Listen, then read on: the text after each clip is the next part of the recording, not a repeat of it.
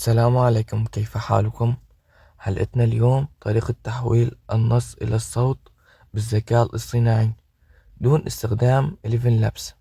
سنستخدم اليوم بديل 11 Labs، موقع نستخدمه دائما، ولن يخطر لك أن هذا التطبيق يحول النص إلى الصوت مجانا وباللغة العربية.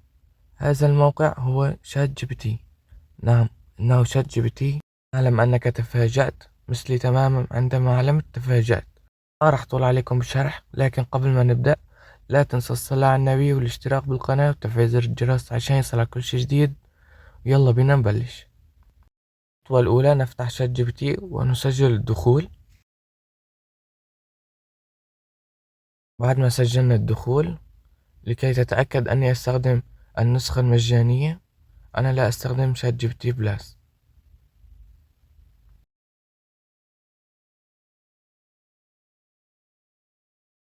مثلا سنكتب هنا: مرحبا، كيف حالك؟ أجابنا: مرحبا، أنا بخير. اسمع الصوت. مرحبا، أنا بخير، شكرا لسؤالك. كيف يمكنني مساعدتك اليوم؟ فينا نسحب هذا الصوت، لكن لا يمكننا سماع صوت الكتاب الذي نكتبه نحن. لذلك سأكتب له: اكتب لي النص ده تاني من غير ما تغير أي حاجة. نعطيه لصق مثلا لهذه الجملة، نعطي إنشاء. كما ترون كتب لنا الجملة من دون ما يغير شيء فيها. اسمع الصوت. هذه التقنية مجانية بديل 11 Labs، جميلة بعض الشيء يمكننا الاستغناء عنه. كما ترون، لكن هناك شغلة لا يمكننا سحب الصوت، لكن لا تأكل هم. عندي طريقة لسحب الصوت. سنذهب إلى هذا الموقع ODTTS، نعطي إضافة إلى كروم. تجدون جميع الروابط في الوصف أو في التعليقات. بعدها نذهب إلى هناك ونعطي تحميل الصفحة، إعادة التحميل، وسترى أمامك بعد الضغط على الصوت أن هناك ملف قد تم تحميله. هذه التقنية مجانية. هكذا تم تحميل الصوت. نسمعه معا. هذه التقنية مجانية بديل 11 Labs، جميلة بعض الشيء يمكننا الاستغناء عنه. كما ترون سحب لنا الصوت تماما.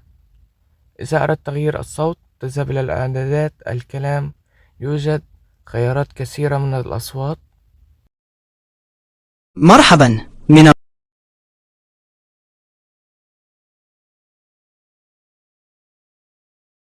مرحبا، سعدت بلقائك. هكذا تم تحويل النص إلى الصوت باستخدام الكمبيوتر. إذا أردت تحويله من الهاتف، تفتح الهاتف على الشات جي بي تي، مثلا نكتب له مرحبا لنسمع الصوت. مرحبا، كيف يمكنني مساعدتك اليوم؟ إذا أردت تغيير الصوت تضغط إلى الإعدادات، إلى تغيير الصوت.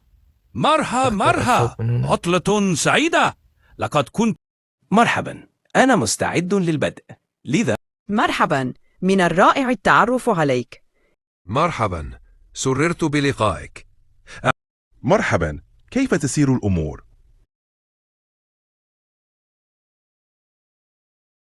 ونكتب له هنا نفس الأمر الذي كتبناه هنا: اكتب لي النص من دون ما تغير فيه شيء. ونعطيه مثلا: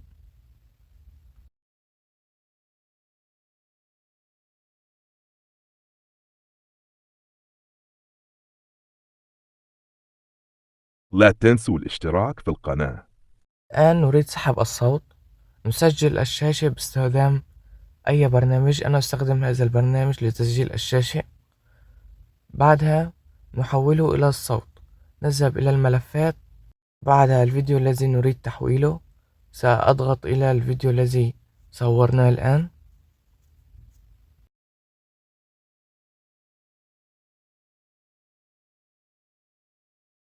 لا تنسوا الاشتراك في القناة. بعدها نضغط عليه ضغطة مطولة. إعادة التسمية. نضع محل 4 3. ماضي إعادة تسمية، تغيير.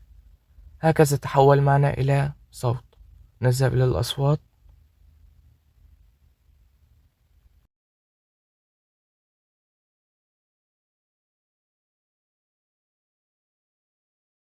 لا تنسوا الاشتراك في القناة. كما ترون تحول معنا إلى الصوت. إذا أردت استعادة الفيديو تضع محل 3-4. وهيك بكون وصلنا لنهاية الفيديو. أتمنى يكون عجبكم.